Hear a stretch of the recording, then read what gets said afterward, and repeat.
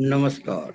YouTube channel maths era and civil engineering by RP Vyas एवं Teachment app की ओर से मैं आरपी व्यास यानी राजेंद्र भैया जी कक्षा 10वीं में पढ़ रहे सभी भैया बहनों का हार्दिक स्वागत एवं अभिनंदन करता हूं। आज मैं इस वीडियो के माध्यम से प्रथम बार आपके सम्मुख उपस्थित हुआ हूं। अपना परिचय देना आवश्यक समझता हूँ। विद्या भारती से संबंधित जो विद्यालय हैं पूरे भारत में लाखों, उनमें से मैं कुछ विद्या मंदिरों से जुड़ा हूँ और उन विद्या मंदिरों की प्रेरणा से ही मैं ये काम कर रहा हूँ। मेरे पूजनीय आदरणीय मामा जी स्वर्गीय श्री द्वारकादास जी हर्ष, जिन्हें बड़े आदर से डीडी हर्ष के नाम से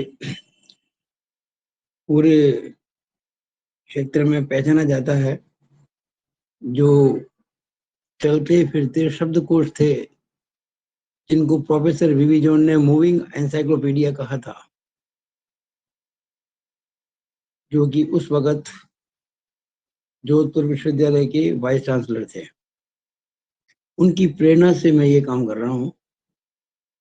उनके छोटे भाई यानी मेरे छोटे मामा जी श्रीमान सत्यपाल जी हर्ष, जो प्रबंध समिति आदर्श विद्या मंदिर के जब सचिव थे, तो उन्होंने मुझे इन विद्या मंदिरों में पढ़ाने का अवसर दिया और तब से ही मैं इस पुनीत कार्य से जुड़ पाया और आज मैं आपके सम्मुख अपने, मैं अभी इस समय लगभग 65 वर्ष का हूं और उन्हीं की प्रेरणा से मैं ये काम शुरू कर रहा हूं। इसी कड़ी में मैं नाम लेना चाहूंगा श्रीमान आदरणीय शिवजी भैया जी का, जो संघ के प्रचारक हैं और जो मेरे पूजनीय हैं और जो जब कभी भी मेधावी छात्रों का कोई उनको आगे और ज्यादा अच्छा पढ़ाने का आयोजन होता है, मेधावी छात्रों के लिए प्रशिक्षण, उनमें वो हमेशा आगे रहते हैं और उन्हीं की प्रेरणा से मैं भी कई बार उन शिविरों में गया हूं और लाभ उठाया है मेधावी बच्चों से मिलने का। और मैं बहुत आभारी हूँ श्रीमान महेंद्र जी दवे का, वो मेरी प्रेरणा के स्रोत हैं। तो इन्हीं व्यक्तियों के जिनके नाम मैंने लिए हैं, मामा जी आदरणीय डीडी हर्ष साहब, सत्यपाल जी हर्ष मेरे मामा जी, शिवजी भैया जी, शिवजी पुरोहित और महेंद्र जी दवे, इनको नमस्कार करते हुए, इनको याद करते हुए, इनको स्मरण करते हुए और मैं ये काम आज शुरू कर रहा हूँ। आज जन्माष्टमी है। मेरे मामा जी श्रीमान सत्यपाल जी हर्ष बहुत ज्यादा महत्व देते थे इस पर्व को। वैसे तो हर हिंदू के लिए बहुत महत्वपूर्ण पर्व, लेकिन वो इस अवसर पर विशेष रूप से तैयारी करते थे। भजन कीर्तन का आयोजन, नृत्य, खुद नाचते थे। तो इसीलिए मैंने आज ये जो कार्य शुरू कर रहा हूँ, ये जो पुनीत कार्य शुरू कर रहा हूँ, इसको प्रारंभ करने का जो दिन मैंने जन्माष्टमी ही चुना। और आज मैं जन्माष्टमी दिन आप सभी को नमस्कार करते हुए, सभी को याद करते हुए, अपने अपने पेरेंट्स को, जो बच्चे सुन रहे हैं, अपने माता पिता को मेरा नमस्कार कहते हुए ये मैं अपना कार्य आज शुरू कर रहा हूँ। देखिएगा, आपका जो पाठ्यक्रम है कक्षा 10वीं का, वो ये है, मैं गणित की बात कर रहा हूँ। पहला अध्याय है वास्तविक संख्याएं, दूसरा अध्याय है बहुपद। वास्तविक संख्याओं का मतलब इंग्लिश में होता है रियल नंबर्स, बहुपद को कहते हैं पॉलिनोमियल्स। तीसरा है दो चर वाले रैखिक समीकरण युग्म, pair of linear equations of two variables. फिर है द्विघात समीकरण, क्वाड्रेटिक इक्वेशंस। फिर है समांतर श्रेणियां, अर्थमेटिक प्रोग्रेशंस। फिर है त्रिभुज, ट्राइंगल। ये आपको कुछ एनसर्कल किए हुए मिलेंगे। ये कोरोना की वजह से जो पाठ्यक्रम कम किया गया था ना, तो उस समय ये चैप्टर पाठ्यक्रम में नहीं था, लेकिन आपको अब तो सारे पढ़ने हैं। लेकिन ये जो मैंने एनसर्कल कर रखा है, इसका तात्पर्य यही है कि उस समय ये कोरोना में पाठ्यक्रम में नहीं थे। तो ट्राइंगल्स। फिर है 7वां चैप्टर निर्देशांक ज्यामिति, कोऑर्डिनेट ज्योमेट्री। 8वां है त्रिकोणमिति का परिचय, इंट्रोडक्शन टू ट्रिग्नोमेट्री। 9वां है त्रिकोणमिति की कुछ अनुप्रयोग, सम एप्लीकेशंस ऑफ ट्रिग्नोमेट्री। 10वां है वृत्त यानी सर्कल्स। 11वां है रचनाएं यानी कि ज्योमेट्रिकल कंस्ट्रक्शंस, या केवल कंस्ट्रक्शंस भी कह सकते हैं, रचना लिखा है ना, कंस्ट्रक्शंस। वैसे इसका अर्थ है ज्यामितीय रचनाएं यानी कि ज्योमेट्रिक कंस्ट्रक्शंस। 12वां है वृत्तों से संबंधित क्षेत्रफल, एरिया रिलेटेड टू सर्कल्स। 13वां है पृष्ठीय क्षेत्रफल एवं आयतन, इसको कहेंगे अपन सरफेस एरिया एंड वॉल्यूम। फिर है 14वां सांख्यिकी, स्टैटिस्टिक्स। और अंतिम अध्याय है प्रायिकता यानी कि प्रोबेबिलिटी। तो कुल 15 अध्याय है। मेरा प्रयास रहेगा कि आपके बोर्ड एग्जाम के पहले मैं ये जितने भी अध्याय है इन सबको अच्छे से समझा दूं। मैं एक एक प्रश्न नहीं करूंगा, मैं इन सभी अध्यायों पे बेसिक बातें बताऊंगा, ये ना मूलभूत बातें होती है ना, वो बताऊंगा। और आपको ये बताऊंगा कि आपको किस अध्याय में, किस चैप्टर में कौन सा सवाल पहले करना चाहिए, कौन सा सवाल बाद में करना चाहिए। उसमें एग्जाम्पल भी शामिल होंगे, क्वेश्चन भी शामिल होंगे। जैसे मान लीजिए किसी अध्याय, मान लीजिए यही अध्याय है पहला, वास्तविक संख्याएं। इसमें प्रश्नावलियां हैं। मैं हर प्रश्नावली के अंदर ये तय करूंगा कितने प्रकार के सवाल बन सकते हैं, और उन हर प्रकार के सवाल को मैं आपको नोट करवाऊंगा अपने वीडियोस के अंदर। और आप उस हिसाब से अगर काम करेंगे तो मैं समझता हूँ कि हर अध्याय आपका बहुत अच्छे से हो जाएगा। इसमें मैंने एग्जाम्पल दिया है वास्तविक संख्या को, मैं हर अध्याय की बात कर रहा हूँ। मैं हर प्रश्नावली के लिए एक क्वेश्चंस की सीरीज बनाऊंगा। उसमें आसान क्वेश्चन पहले होगा, कठिन प्रश्न बाद में होगा। अगर आप उसी प्रकार से क्वेश्चन करेंगे तो आपको बहुत आराम मिलेगा। और हाँ, एक और बात, ये जो आप देख रहे हैं, मेरा मोबाइल नंबर है 9521663064। आप इस नंबर को नोट कर लें। और अगर आप मुझे इस नंबर पर व्हाट्सएप करें, आप चाहे कहीं भी हो, आप किसी भी विद्यालय में पढ़ रहे हो, मैं ये जो प्रेरणा तो मुझे मिली विद्या भारती से, लेकिन ऐसा नहीं है कि केवल विद्या भारती के बच्चे ही काम में लेंगे। मैं पढ़ाते पढ़ाते इसको अच्छे से समझाऊंगा, इंग्लिश मीडियम के हिसाब से भी पढ़ाऊंगा। आपको तकनीकी जो शब्द है ना इंग्लिश मीडियम में, वो भी इस्तेमाल करूंगा, ताकि किसी भी मीडियम के बच्चों को कोई दिक्कत ना आए। कोई भी स्टूडेंट मुझे इस नंबर पर व्हाट्सएप करके अपना पूरा परिचय देते हुए, तो अपना नाम, पिताजी का नाम, साथ में कौन से विद्यालय में है, और अगर कोई मुझे अपनी समस्या व्हाट्सएप करेगा तो डेफिनेटली मैं समय निकाल कर उसको सॉल्व करके वापस उसका वीडियो बना के लिंक भेजने का प्रयास करूंगा। तो आज हम शुरू कर रहे हैं अध्याय 1। उसको हम नाम जो दे रहे हैं वो है रियल नंबर। ये नाम दिया हुआ है किताब के अंदर, रियल नंबर यानी कि वास्तविक संख्याएं। आज का जो टॉपिक है वो है यूक्लिड विभाजन प्रमेय का, यानी कि यूक्लिड्स डिवीजन लेमा। साथ ही साथ हम यूक्लिड एल्गोरिथम भी पढ़ेंगे, यानी यूक्लिड्स एल्गोरिथम। और इस एल्गोरिथम की सहायता से एचसीएफ यानी कि हाईएस्ट कॉमन फैक्टर या मस महत्तम समापवर्तक ज्ञात करने के लिए इस एल्गोरिथम को कैसे काम में लेते हैं उसको आज सीखेंगे। आज हमारा वीडियो केवल इसी पर आधारित है। तो बिना देर की हम शुरू करते हैं।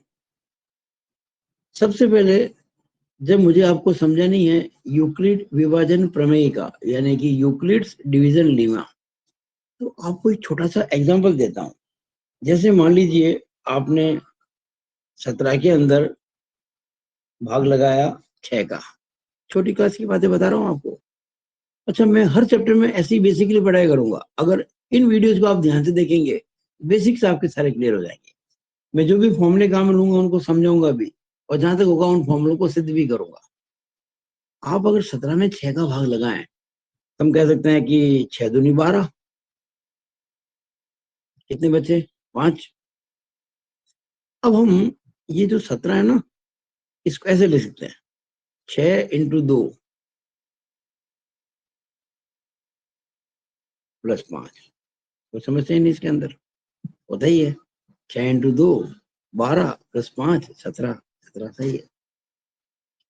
तो अगर मैं इंग्लिश में बोलूं तो 6 2 जा 12 प्लस 5 इज इक्वल टू 17। तो आप ये देखिएगा 17 क्या है? 17 है जिसमें मैंने भाग लगाया, इसको हम कहते हैं भाज्य। 6 क्या है? जिसका भाग लगाया, इसको बोलते हैं अपन एक हो गया भाजक, बाजी हो गया भाजक। इंटू 2, 2 क्या है? जितनी बार भाग गया, यानी कि भागफल।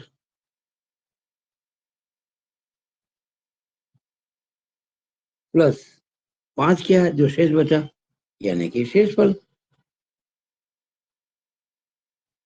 अगर मैं इंग्लिश में बोलूं तो dividend is equal to divisor into quotient plus reminder.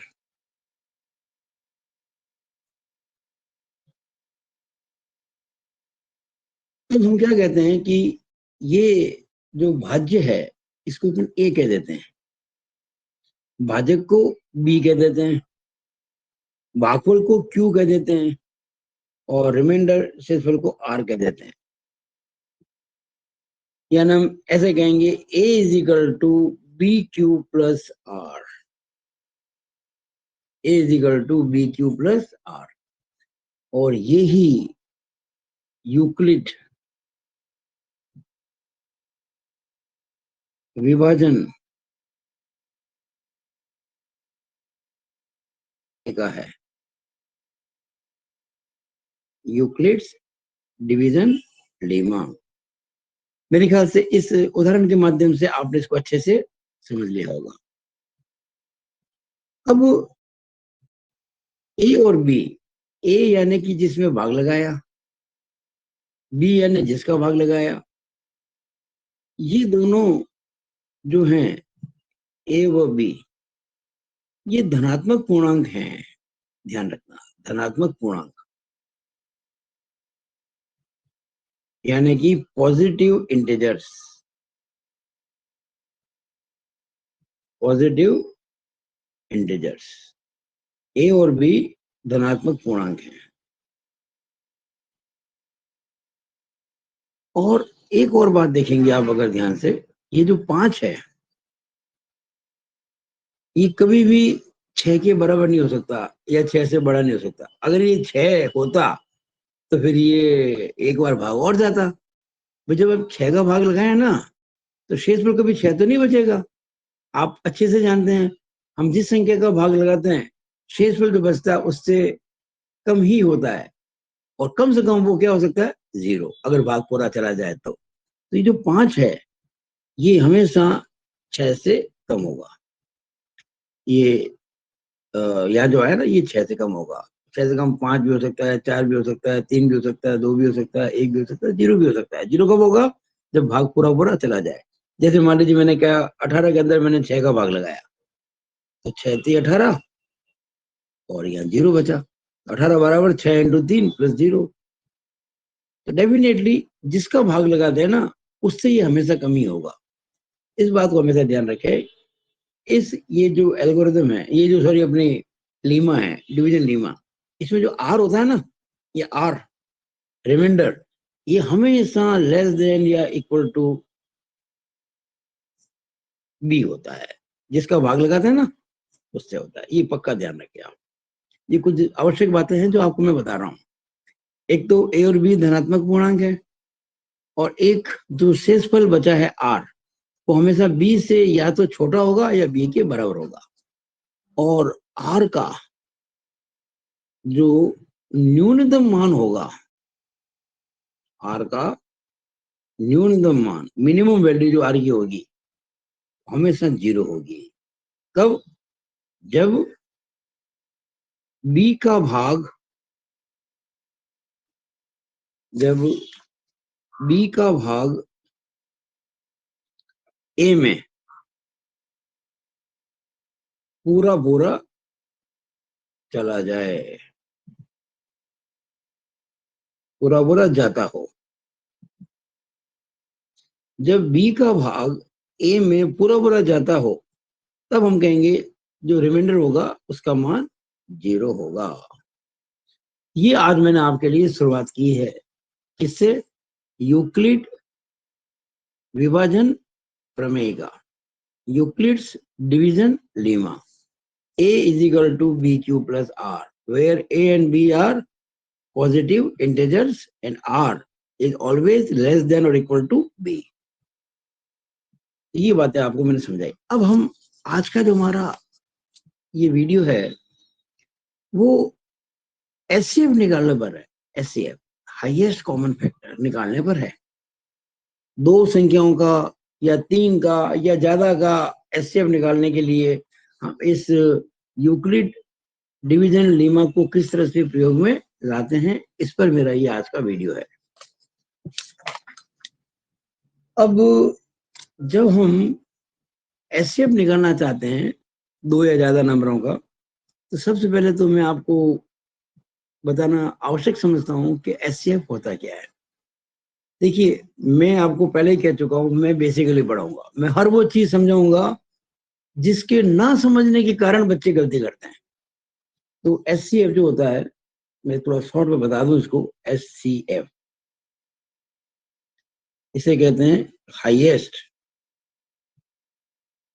HHGH, highest common factor, highest common factor, highest common factor. हम इसको कई बार म से भी कहते हैं, महत्तम समापवर्तक।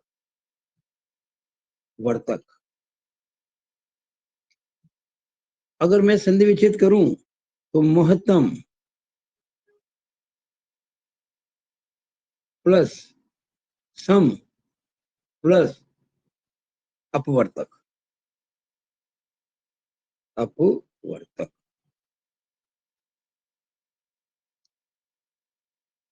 समापवर्तक की संधि विच्छेद होती है सम प्लस अपवर्तक, समापवर्तक। और जो सम अपवर्तक है, उनमें भी महत्तम यानी सबसे बड़ा, हाईएस्ट। जैसे मान लीजिए 24 और 16, मुझे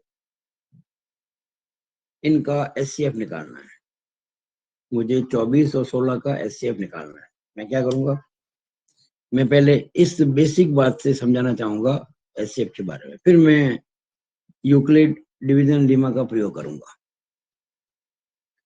देखिएगा, ये जो 24 है, 24, इसके अपवर्तक कौन कौन से हैं? अपवर्तक, अपवर्तक से मतलब है 24 में किस किस का भाग जाता है। मैं बहुत बेसिक बात से आपको पढ़ाना शुरू करूंगा। 24 में किस किस का भाग जाता है? 24 is divided by how many numbers and what are the numbers?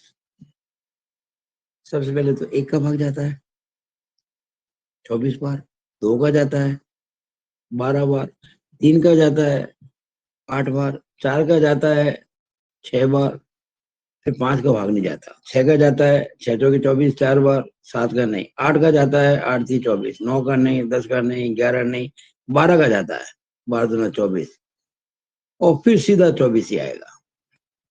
यानी ये वो संख्याएं हैं जिनका भाग 24 में जाता है। यानी हम कह सकते हैं 24 इज डिविजिबल बाय 1 2 3 4 6 8 12 एंड 24। इसी तरह से जो 16 है इसमें किसका भाग जाता है? 1 का जाता है, 2 का जाता है, 4 का जाता है, 5 का नहीं, 6 का नहीं, 7 का नहीं, 8 का जाता है, और उसके बाद सीधा 16 ही आएगा। ये वो संख्याएं हैं जिनका भाग 16 में पूरा पूरा जाता है। 16 is divisible by 1 2 4 8 and 16।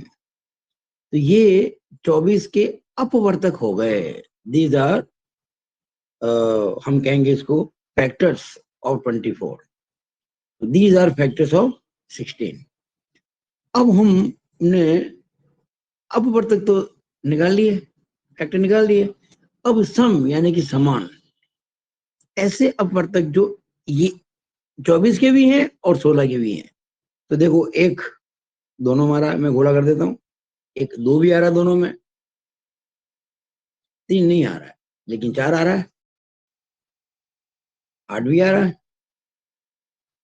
बस 1 2 4 8 इसके भी अपवर्तक हैं, और 1 2 4 8 इसके भी अपवर्तक है। हालांकि 24 के अपवर्तक 3 6 12 24 है, पर वो इसके नहीं है, और 16 के अपवर्तक 16 है, लेकिन वो इसमें नहीं आता। यानी ये समापवर्तक हो गए। हम कहेंगे समापवर्तक जो है, यानी कि सम अपवर्तक, वो कौन हुए? 1 2 4 वो 8। ठीक है। अब ये जो समापवर्तक हैं, यानी कि कॉमन फैक्टर्स हैं, इनमें सबसे बड़ा कौन सा है? निसंदेह 8 है, डेफिनेटली। तो हम कहेंगे HCF यानी कि highest common factor is equal to 8। ये HCF निकालने की बात मैंने आपसे बताई है। ठीक है। एक और बात आपको बता दूं मैं, कि अगर हम किन्हीं दो संख्याओं का HCF निकालना चाहते हैं और बड़ी संख्या में छोटी संख्या का भाग पूरा पूरा चला जाता है, when the bigger number is completely divisible by the smaller number, तो जो स्मॉलर नंबर है वही HCF होता है। जैसे मान लीजिए हम 24 में 12 का भाग लगाएं, तो 12 दूना 24, व्हाट इज रिमाइंडर? कुछ नहीं, 0। अगर भाग पूरा चला गया तो बस यही तो HCF होता है। तो हम कहेंगे 24 और 12 का जो HCF है 12 है।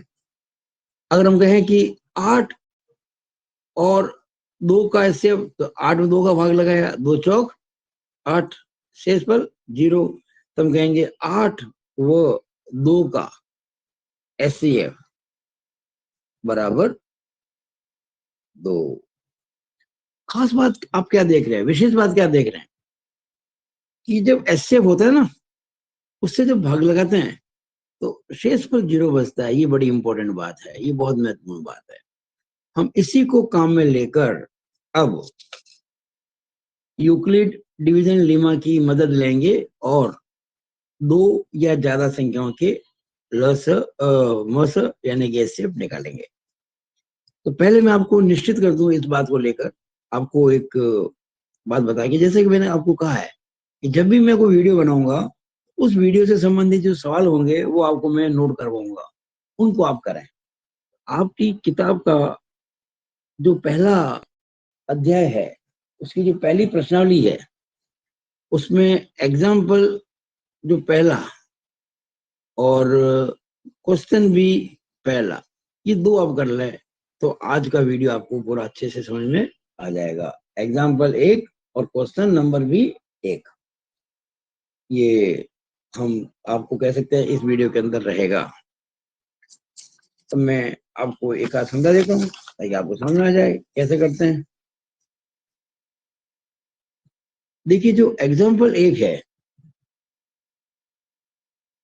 वो तो है 4052 व 12576 का एचसीएफ क्या होगा निकालना है। ये चूंकि उदाहरण है, पुस्तक में सॉल्व किया गया है, आप इसे करें, मुझे आशा है आपको समझ में आएगा। फिर भी मैं आपको कह चुका हूँ, कहीं भी दिक्कत आती है किसी को भी, वो इस नंबर पर व्हाट्सएप करें अपनी कोई समस्या। लेकिन एक बात जरूर ध्यान रखें, समस्या वही पूछे जो मैं पढ़ा रहा हूँ वीडियो के अंदर, आगे नहीं पूछे, मेरे साथ साथ चल लेंगे। और मैं आशा करता हूँ कि आपकी जो परीक्षा होगी बोर्ड की, उसके ज्यादा से ज्यादा 1 महीने पहले कोर्स पूरा करा दूंगा। जैसे आपके मान लीजिए परीक्षा मार्च के द्वितीय सप्ताह में है या प्रथम सप्ताह में है, तो मैं उसके 1 महीने पहले आपको पाठ्यक्रम पूरा करा दूंगा डेफिनेटली, आई प्रॉमिस यू। जो भी मेरे इन वीडियोज को देखेंगे उन्हें कोई दिक्कत नहीं आएगी, निःशुल्क है। और मैं चाहूंगा कि जो भी ये वीडियोस देख रहे हैं वो मेरे इस यूट्यूब चैनल को maths era and civil engineering by RP Vyas, जिसके माध्यम से आप ये वीडियो देख रहे हैं, उसको क्या कहते हैं, इसको सब्सक्राइब कर लें। सब्सक्राइब करने का फायदा क्या होगा कि मैं लगभग रोजाना एक वीडियो बनाऊंगा, लगभग रोजाना। कभी कभी हो सकता है मैं 2-3 वीडियो बना लूं, तो मुझे एग्जाम तक आपके कोर्स पूरे करना है ना। तो आप उन वीडियोस को देखें, और उनमें कोई समस्या आती है, उसके आधार पर जो प्रश्न करने में समस्या आती है, तो आप मुझे इस नंबर पर अगर व्हाट्सएप करेंगे तो मैं प्रयास करूंगा कि आपकी समस्या का समाधान करते हुए एक वीडियो बना दूं और आपको उसका लिंक भेज दूं। और मैं जो भी वीडियो बनाया करूंगा वो उसके आपके पास मैसेज आते रहेंगे, और पूरा कोर्स आपका हो जाएगा।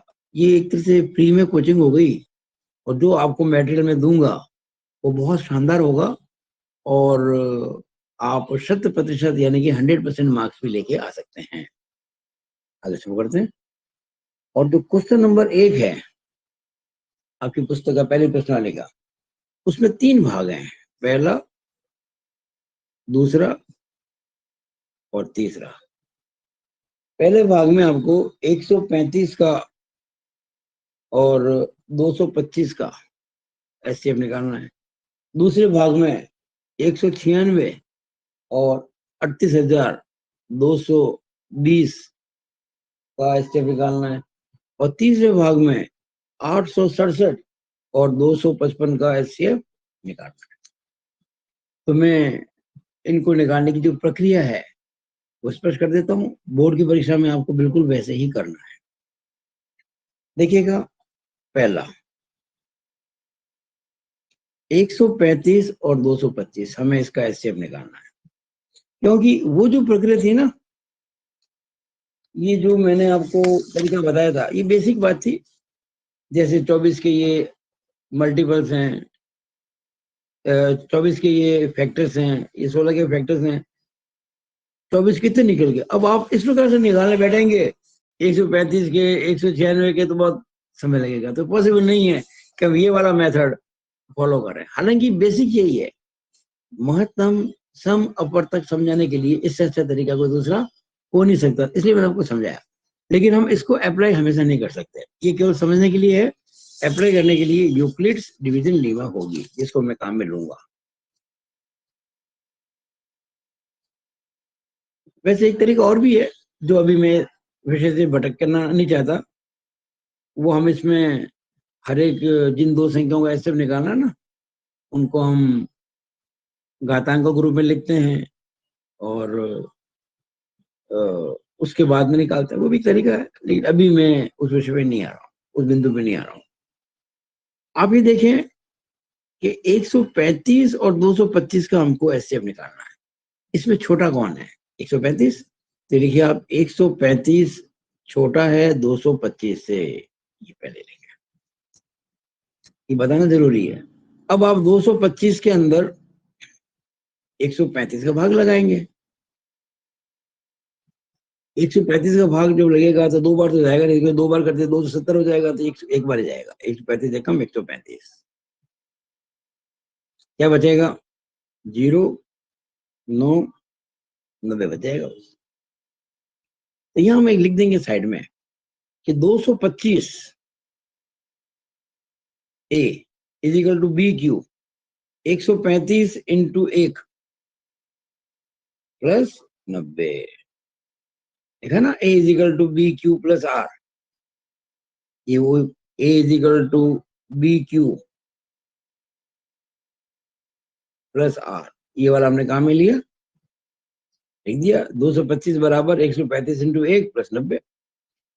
और जिस समय आर यानी अभी तो 90 आ रहा है, जिस समय आर 0 हो जाएगा तब हम प्रक्रिया रोक देंगे, क्योंकि मैंने आपको बताया, यहाँ पर समझाया मैंने आपको, हम जब भी एचसीएफ निकालते हैं तो भाग लगाने बाद में शेष पर 0 बचना चाहिए, और उस समय जो आखिरी बार भाग किसे लगाया था वो एचसीएफ होता है। तो वो हम देखेंगे आखिरी बार भाग किसका लगाया। अभी तो भाई शेष पर 0 नहीं आया, 90 आया है। अब क्या करेंगे कि 90 का भाग लगाएंगे किसमें? 135 में, यानी जो पहले डिवाइजर था यानी कि भाजक था, वो अब डिविडेंड बन गया यानी कि भाज्य बन गया। पहले देखो ये भाज्य था, ये भाजक था, यानी ये डिविडेंड था, ये डिवाइजर था। अब 90 तो बन गया, जो शेषफल था ना, जो रिमाइंडर था, वो बन गया अब डिवाइजर, और ये बन गया आपका डिविडेंड, यानी ये तो बन गया आपका भाजक, ये बन गया भाज्य। तो 90 का भाग जब जाएगा 135 में, तो 90 एकम 90, एक बार ही गए ना, क्या बचेगा? 5, 4, क्या लिखेंगे इसको हम? 90 बराबर, सॉरी, 135 बराबर 90 इंटू 1। अच्छा देखिए, जैसे मुझसे एक गलती हो गई तो मैंने इसको पूरा बॉक्स बना के ऐसे ही काट दिया। आप भी परीक्षा में ऐसे ही करें, कभी भी ओवर राइटिंग ना करें। ये नहीं कि आप इसी को ऊपर घीस घीस के दूसरा लिख रहे हो, अच्छा नहीं होता, उसको काट दीजिए पूरा। तो 135 बराबर 90 इंटू 1 प्लस 45।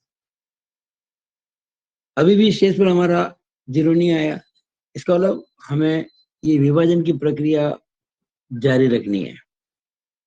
अब जो शेषफल आया था ना 45, वो भाजक बन जाएगा, और ये 90 जो है ये भाज्य बन जाएगा। देखिएगा, हमने 135 का भाग लगाया था, ये यहाँ पे भाज्य बन गया, या 90 का भाग लगाया था, ये भाज्य बन गया, भाज्य ना डिविडेंड। अब 45 दूना 90, शेषफल 0 आ गया, 0।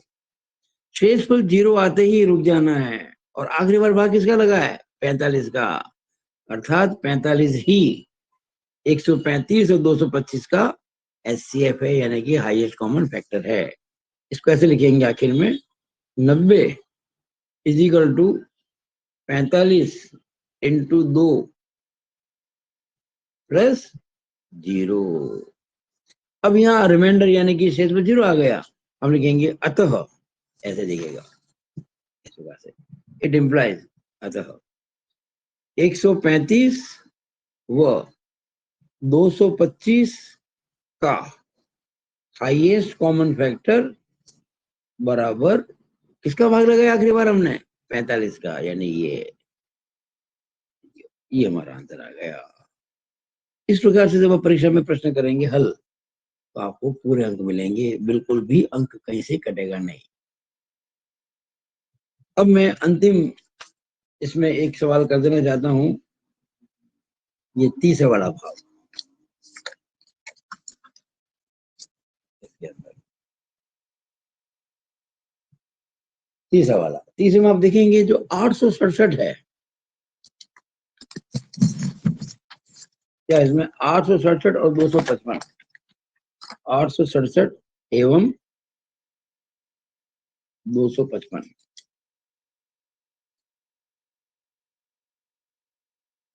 इसमें 255 जो है वो 867 से छोटा है, 255 इज लेस देन 867। तो छोटे का भाग लगाते हैं। तो हम क्या करेंगे, 867 में 255 का भाग लगाएंगे। आसान है ना, 255 का भाग लगाएंगे। ये भाग जाएगा आपका 3 बार। आप जब वापस से लिखोगे तो 3×5 = 15 हासिल की 1, 3×15 = 16 की 6 हासिल की 1, 3×2 = 6 और 1 7, 765 आएगा। और जब 765 घटाओगे 867 में से, तो ये 2, ये 0, ये 1 आएगा। ऐसा करने के साथ ही आप यहाँ लिख दीजिएगा 867 बराबर 255 इंटू 3 प्लस 102। लिखना जरूरी है, क्योंकि A = BQ plus R। R कितना है, 102, 0 नहीं है। अब क्या करेंगे, ये जो 102 था शेषफल, इसका भाग लगाएंगे किसमें, 255 में। आप जब भाग लगाएंगे 102 का 255 में से 2 बार जाएगा, 102 दूनी 204, 204। कितना बचेगा, 1, 5। क्या लिखेंगे, इसको कैसे लिखेंगे, 255 बराबर 102 इंटू 2 प्लस 51। ये लिखना जरूरी है। अभी भी शेषफल 0 नहीं है। अब हम 51 का भाग लगाएंगे किसमें, 102 में। तो 51 दूना 102 बराबर चला गया, शेषफल 0। क्या लिखेंगे, 102 बराबर 51 इंटू 2 प्लस 0। अब हमारा शेषफल 0 आ गया। शेषफल 0 आते ही काम रोक दो। ये जो प्रक्रिया है ना, हम इसको कहते हैं एल्गोरिदम। एक्चुअली जो नाम दिया है यूक्लिड डिवीजन एल्गोरिदम, ये यूक्लिड डिवीजन लीमा से ही बना है। एल्गोरिदम जो है, जो नाम दिया है, वो इस प्रक्रिया के कारण है। ये जो विभाजन की प्रक्रिया करते हैं ना, तो एक तरह का ये आ, आप कह सकते हैं स्टेप स्टेप काम कर रहे हैं अपन, शेषफल जब तक 0 ना आ जाए। इस पूरे कार्य करने को जो नाम देते हैं उसे कहते हैं एल्गोरिदम। तो यूक्लिड डिवीजन एल्गोरिदम जो है, वो यूक्लिड डिवीजन लेमा की सहायता से ही होती है और इस प्रोसेस को पूरा करती है। अब हमारा अंतिम जो भाजक था वो क्या था, 51। तो इट इज ऐसे हम कहेंगे, अतः यह लिखेंगे ऐसे, it implies HCF of 255 and 867 is equal to 51। ये हमारा आंसर आ गया। तो इस प्रकार से आज मैंने आपको आज शुरुआत करवाई है। मुझे आशा है और मैं पूरी अपनी ओर से अपनी ओर से पूरा प्रयास करूंगा कि आपकी बोर्ड परीक्षा तक अनवरत रोजाना वीडियो बनाकर, कभी 1, कभी 2, कभी ज्यादा भी हो सकता है, कभी किसी कारण से कोई जब तक विशेष बात ना हो जाए, क्योंकि मैं पॉलिटेक्निक कॉलेज में प्रिंसिपल भी रहा हूँ, इंजीनियरिंग कॉलेज में डीन भी रहा हूँ। तो मैं आजकल बहुत ज्यादा ऑनलाइन पढ़ाता हूँ बच्चों को। समय की नितांत कमी है, 24/7 बिजी रहता हूँ और अलग अलग सब्जेक्ट इंजीनियरिंग कॉलेज से जुड़े हुए, पॉलिटेक्निक कॉलेज से जुड़े हुए मैं बच्चों को पढ़ाता हूँ ऑनलाइन। ऑफलाइन बच्चे पढ़ने भी आते हैं। ये मैंने अपने पूजनीय मामा जी प्रोफेसर DD हर्ष और श्रीमान सत्यपाल जी हर्ष, उनसे प्रेरणा लेकर ये कार्य शुरू किया है। और मैं महेंद्र जी दवे का नाम लेना भी नहीं भूलूंगा, जिन्होंने मुझे कई बार कहा कि भैया जी कभी 10वीं का पाठ्यक्रम पूरा करो, वीडियो बनाओ। उनकी इच्छा थी, उनकी इच्छा को ध्यान रखकर ये काम कर रहा हूँ। और हमारा श्रद्धेय पूजनीय संघ के प्रचारक शिवजी पुरोहित वो भी मेरे लिए प्रेरक है। उनकी प्रेरणा से मैं काम करने में सहायता मिलती, क्योंकि वो मेधावी छात्रों का जब कभी भी आयोजन होता है उनको अच्छे पढ़ाने का, बोर्ड एग्जाम की तैयारी कराने के लिए दिसंबर के अंतिम सप्ताह में, तब मुझे जरूर याद करते हैं और मैं यथासंभव वहां जाया करता हूँ। इसी के साथ मैं अपना वीडियो समाप्त करता हूँ और आशा करता हूँ कि आप जो भी मेरा वीडियो देख रहे हैं वो मेरे चैनल को सब्सक्राइब कर लें, maths era and civil engineering by RP Vyas. और न केवल ये चैनल सब्सक्राइब करें वरन इन वीडियोस को आगे भेजें, बहुत काम आएंगे। और ऐसा मेरा विश्वास है कि कई हजार रुपए खर्च कर कर भी वो प्राप्त नहीं कर पाएंगे जो कि मेरे इन वीडियो से आपको मिलेगा डेफिनेटली। इसी के साथ मैं अपना वीडियो यहीं पे समाप्त करता हूँ। धन्यवाद।